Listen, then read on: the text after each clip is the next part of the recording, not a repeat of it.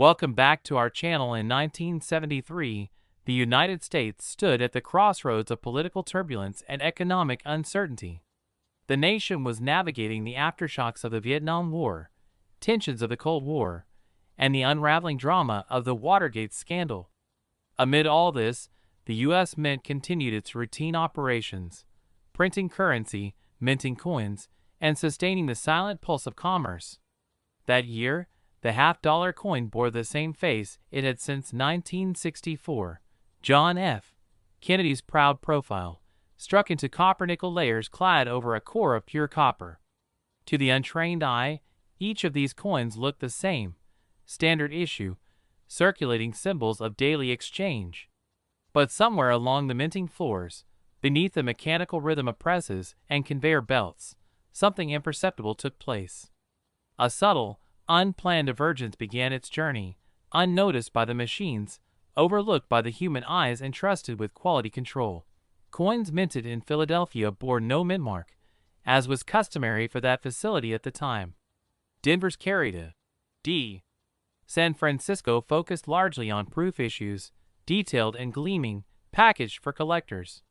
Across these three locations, millions of 1973 half-dollar coins emerged, over 150 million from Philadelphia alone.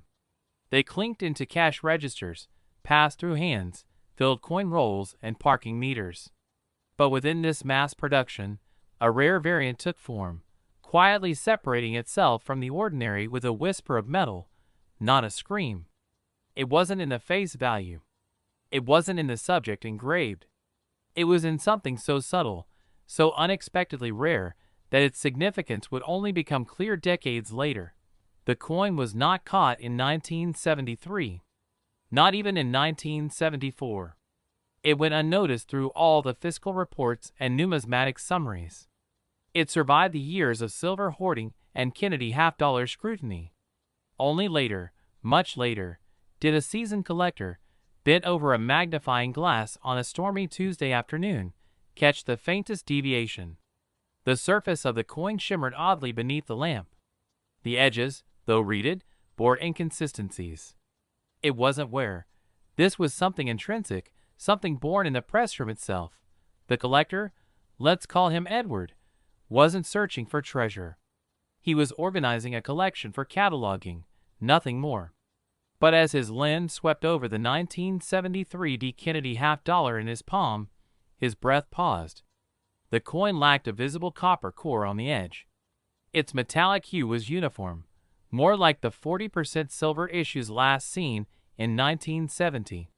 He turned it, tapped it, listened. The sound was different too, ringing higher, clearer. Curious and skeptical, he waited. A digital scale confirmed his suspicion. It was heavier than it should be. Not by much, but enough. A deviation in weight often implies composition error. And Edward, having memorized the properties of Kennedy half-dollars by decade, knew this one didn't match the standard specs. 1973 issues should have weighed 11.34 grams, clad in copper nickel. This one tipped the scale at 11.5. The margin was tight, yet telling. There was no mint error listed in his references for such a variant from that year. No record. No auction sales. No image in any of the numismatic guides. Could it have been a planchet error? Was a leftover blank from a previous silver issue mistakenly used in Denver? He submitted it to a third-party grader. The weight was excruciating. 2 weeks of silence followed by a small, thick envelope that hit his mailbox like a thunderclap. Inside, a slabbed, graded coin marked 1973 D. Kennedy half-dollar, struck on 40% silver planchet, mint error, 55 Australian dollars. Edward stared, unmoving. It had a name now. A confirmation. He wasn't imagining it. This wasn't just a curiosity, it was a ghost. A coin that shouldn't exist. A bridge between two minting eras. The last official 40% silver Kennedy half-dollars were struck in 1970, and those were not for general circulation. Yet here, in his possession, was a coin minted 3 years later on a blank that predated it. Word spread slowly at first, as it always does with obscure mint errors. A mention on a coin forum. A post on a numismatics subreddit. Then whispers in local coin shops. The weight, the sound, the composition, everyone wanted to see it. Soon enough, experts confirmed that a small number of 40% silver planchets might have been left over at the Denver Mint. Rather than scrapping them all, a few were inadvertently fed into the presses alongside modern copper-nickel ones. It wasn't supposed to happen, but it had. Edward wasn't alone for long. A second collector in Texas found a similar coin, then a third in Ohio. By the early 2000s, about a dozen specimens had been verified. Each one bore the Denver Mint mark.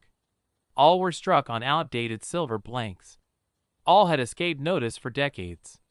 Their initial values were modest, even cautious.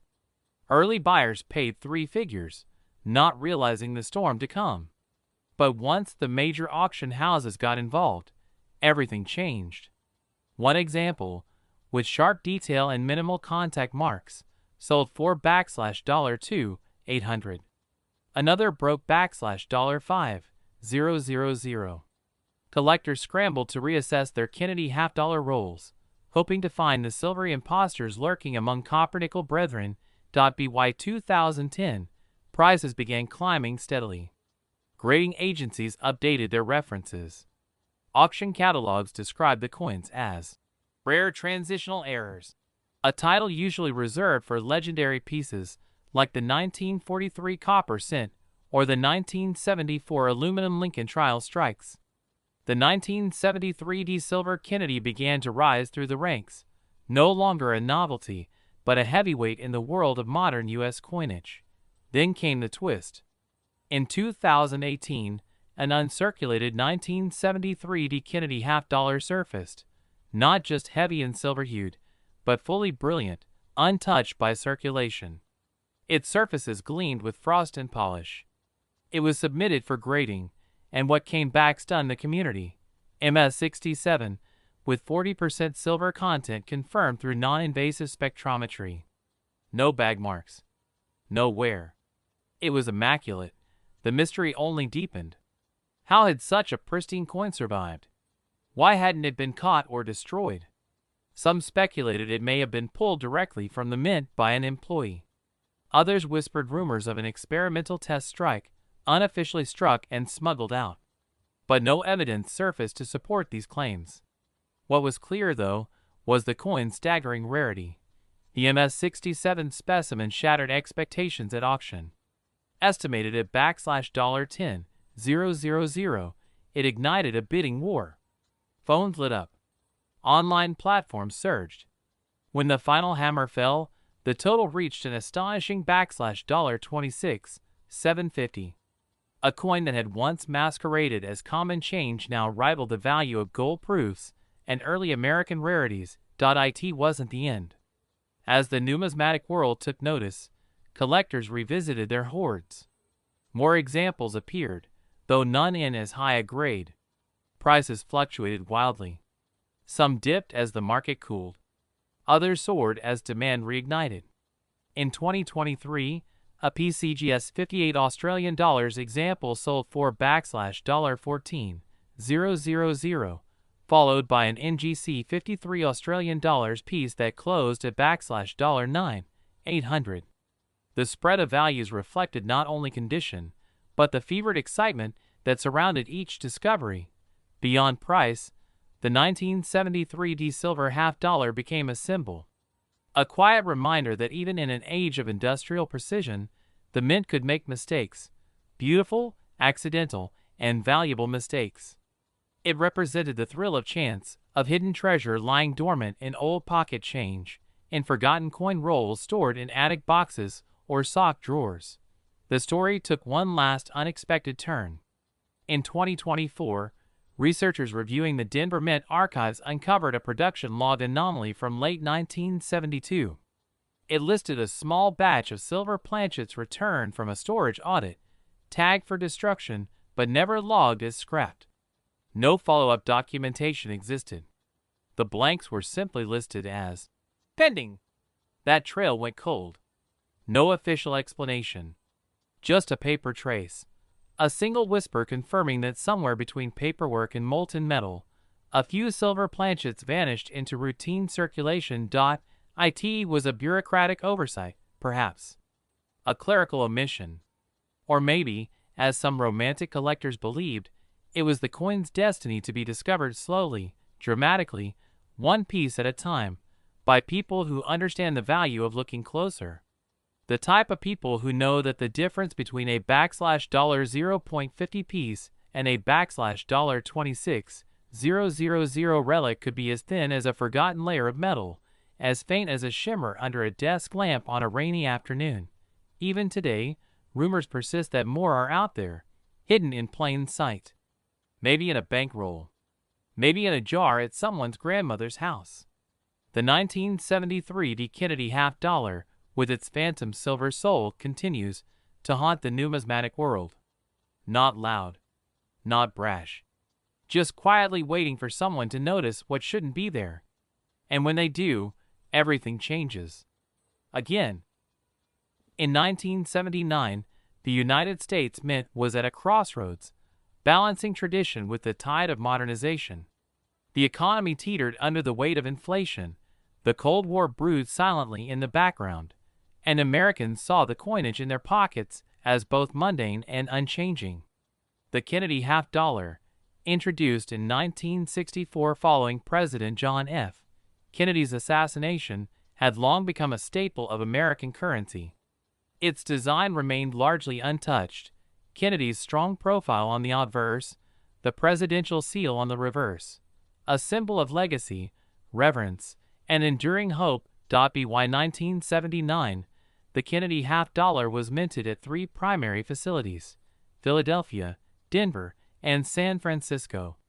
Each mint marked its work with a small, often overlooked letter near the truncation of Kennedy's neck. A P for Philadelphia, a D for Denver, and an elegant S for San Francisco, where proof coins, struck with meticulous care and mirror-like finish, were produced. Yet somewhere within the San Francisco Mint, amidst highly controlled environments and stringent standards, a mistake slipped past the eyes of even the most diligent engravers and inspectors. It was not dramatic at first glance, not a double strike or a missing edge, but it was enough to create a ripple, a hidden quirk in the form of a mint mark style that didn't belong in that year. It began with a subtle difference in the shape and curvature of the S. Proof coins bore what would later be distinguished as either a Type 1 or a Type 2 mint mark. The former was bubbly, indistinct, soft around the edges.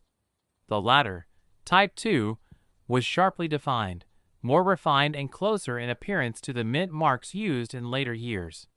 Most 1979 proof sets bore the Type 1. It was common, expected. The Type 2, however, was produced in far fewer quantities. It wasn't even intentional. The mint had revised the punch used to create the mark midway through production, likely due to clarity concerns. But the coins bearing the updated mark quietly made their way into circulation through proof sets. Years passed. Most who acquired the 1979's proof sets admired their luster, maybe set them in albums, and moved on. For them, these were souvenirs, tokens of history, but nothing more. Until one collector, a soft-spoken but obsessively meticulous numismatist named Harold Green, noticed something during one of his regular inspections. A magnifying glass hovered over a 1979's Kennedy half-dollar, its surface pristine under the light. He froze. The mint mark didn't look quite like the others in his collection. He compared it against 3 other proof sets. Then 5. Then 10.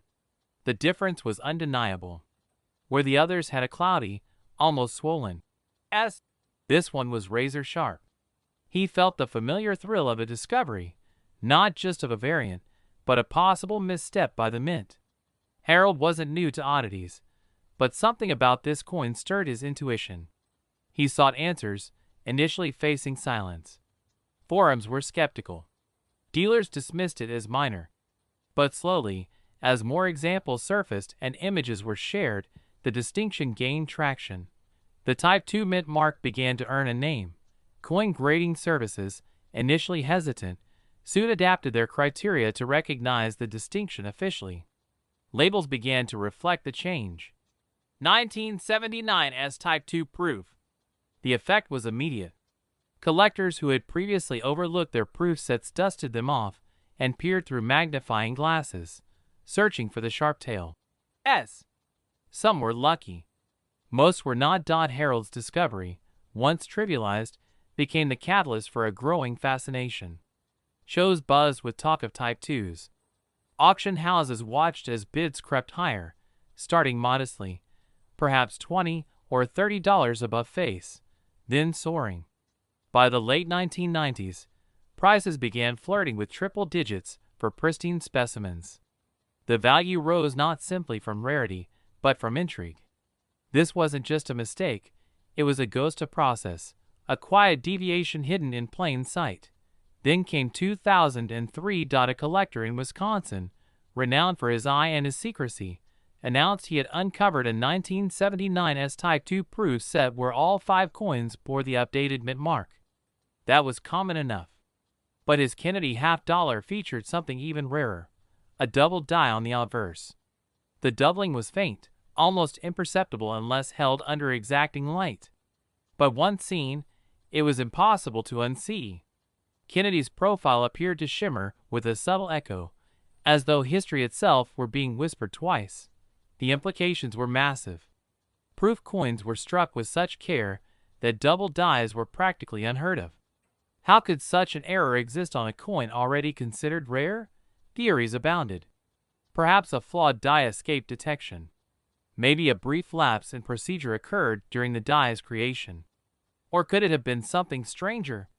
An experimental die punch? A rogue press technician? No answers emerged, only possibilities. And with every unanswered question, the legend grew. The coin was submitted for grading. It returned with a label that stunned the collecting world. 1979 as Type 2 proof, Burst double die, PF69 Ultra Cameo. A singular anomaly, virtually mythic. From that moment, the market reacted like wildfire.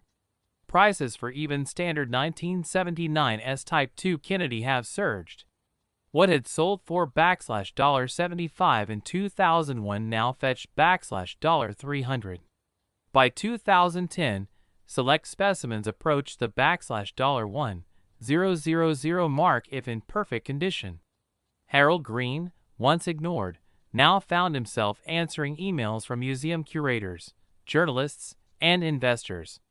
The coin that began as a whisper had become a roar. But the twist wasn't over. In 2017, a sealed proof set from 1979 was opened by a hobbyist in Oregon.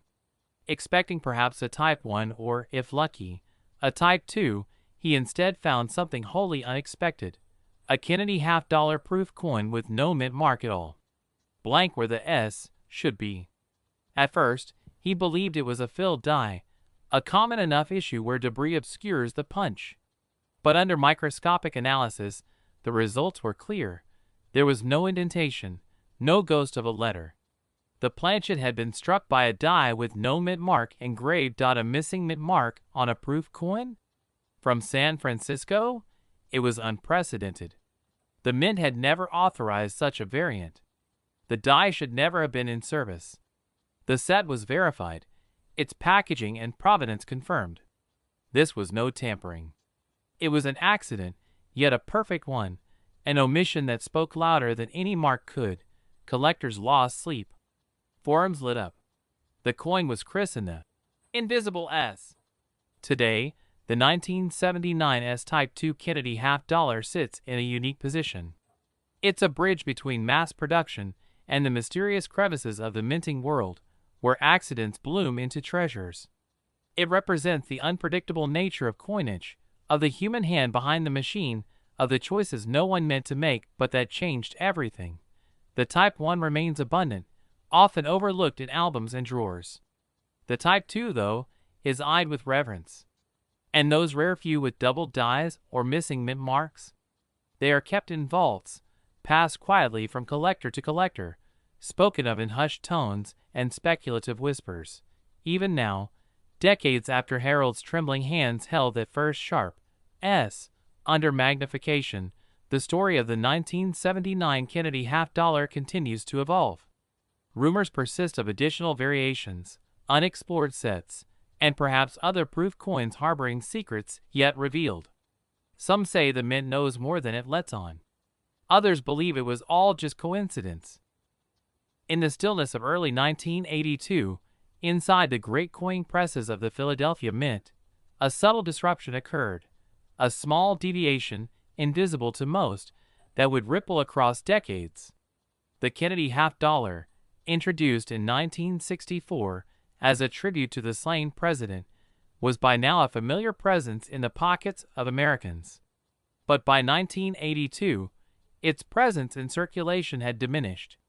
The coin had lost much of its everyday utility, fading quietly from daily transactions. The mint, responding to dwindling demand, reduced production, and curiously, that year would bring with it an anomaly that remained unnoticed at first, silent, uncelebrated, and yet destined for obsession. The half-dollar struck in Philadelphia bore no mint mark. That alone was not unusual. Philadelphia coins traditionally lacked one. But the San Francisco Mint, primarily responsible for proof coins, also played a role in the year's story. Amid the transition and confusion, coins began to surface with errors that could not be immediately explained. A few pieces lacked design details. Others exhibited doubling, a ghostly echo of inscriptions, almost as if the coin itself were haunted by a previous strike. It was in the shadow of this subtle chaos that a collector named Harold Miles discovered something peculiar. Harold had spent years combing through rolls of coins from local banks, following a ritual older than many of the tellers who greeted him. The rhythmic clink of silvered edges against hardwood had become the soundtrack of his evenings. One day, as sunlight angled low through the blinds, Harold noticed a Kennedy half that felt different. It shimmered oddly. The design, though familiar, was off.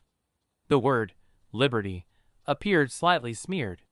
The profile of Kennedy, normally crisp, had an eerie, almost duplicated appearance. At first, he dismissed it as wear. But something tugged at the edge of his instincts. He pulled out his loupe, peering through the lens until the room around him faded away. The doubling was unmistakable. Not on just one element, but across several. The date, 1982, looked shadowed. The phrase, "In God we trust," floated with a second, pale echo just beneath it. His hands trembled. Harold didn't sleep that night. His mind was a carousel of possibilities, the rarity of what he had found colliding with the uncertainty of confirmation. He consulted reference books, obscure collectors' forums, even a retired numismatist he hadn't spoken to in years. Some suggested mechanical doubling. Others whispered of a true double die, a far rarer and more significant phenomenon. But no one had documented such an error for the 1982 half-dollar. Not officially. Weeks turned into months. Harold sent the coin for certification. The letter arrived on a gray Monday morning. The envelope was thin, yet heavy with consequence. It confirmed what he had dared to hope, a previously undocumented double die error on the 1982 Kennedy half-dollar. The grading company's language was conservative, clinical. But to Harold, it read like revelation. News of the coin filtered through numismatics circles like mist curling through trees. At first, there was skepticism.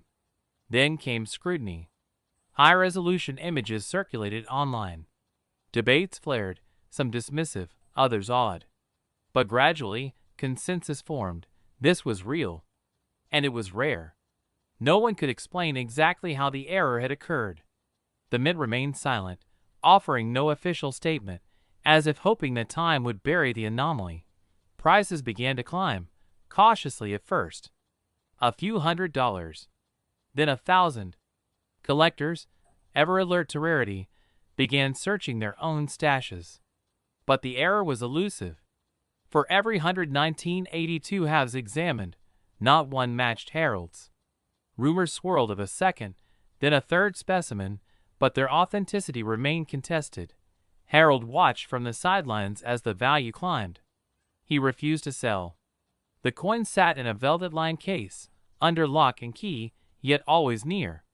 It became not just a possession, but a chapter of his identity. He spoke at collector conventions, often invited to display it under tight security. Each time, the same expressions of disbelief, then reverence. The error itself was elegant in its imperfection. It wasn't garish or crude.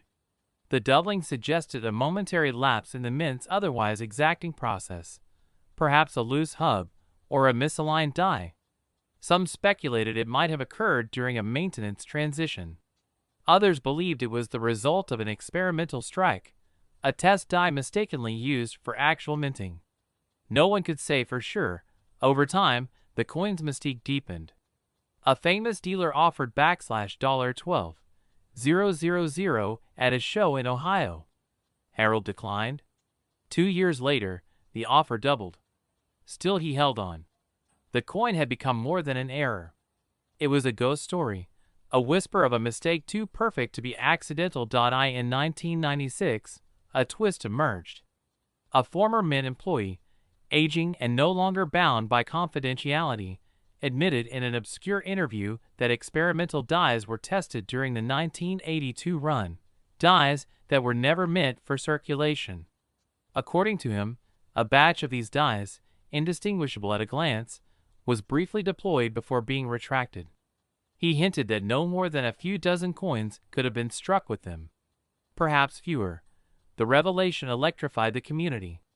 If true, it meant Harold's coin was not just rare. It was among a tiny handful accidentally birthed from a secret experiment. The implications were staggering. Numismatic publications ran features. Auction houses listed record high estimates. One copy, unverified, uncertified, surfaced and sold for $23,000 to a private collector in Tokyo. Still, the number of confirmed examples remained maddeningly low. 3, possibly 4. Each held by obsessive, reclusive individuals who rarely revealed their identities. Harold became something of a legend. His coin, often referred to simply as the 1982 Phantom, defied expectations. Its value didn't spike. It smoldered, then blazed. At one point, a European syndicate allegedly offered 6 figures. Harold still declined. Then, a final twist. In 2019, an anonymous submission to a major grading service revealed a different error on a 1982 Kennedy half. This coin lacked the FG initials of designer Frank Gasparo, a well-known, if infrequent, omission. But closer inspection revealed more. The coin also bore doubling, nearly identical to Harold's. But there was one difference. The coin had a San Francisco-proof finish. This shocked the numismatic world. Number 1982 San Francisco Kennedy half had been officially minted for circulation. And yet here it was, a coin that blended proof characteristics with a double die previously believed to be exclusive to Philadelphia. It shattered assumptions. Had the error begun at San Francisco? Had dies been transferred between facilities? No one knew. The mint, once again, issued no comment. Suddenly, the narrative wasn't just about an error. It was about a hidden chapter of mint operations, an accidental collaboration between facilities, a breach of protocol that produced a mystery now worth tens of thousands of dollars. Forensic metallurgists were brought in. Die analysis became the subject of academic papers. And Harold, now older, stood vindicated once again. His coin wasn't alone. But it was still first. By 2024, prices had reached astonishing levels. Auction houses no longer listed estimated values. They simply asked for sealed bids. One confirmed example sold for $118,000 in a private transaction. The buyer's identity was never disclosed. Rumors suggested a former U.S. Mint official. Today, the 1982 Kennedy $50, once a routine piece of American currency, lives on as an emblem of unpredictability. A product of bureaucratic error, human oversight, or deliberate experimentation, no one knows. And perhaps that uncertainty is part of its magic.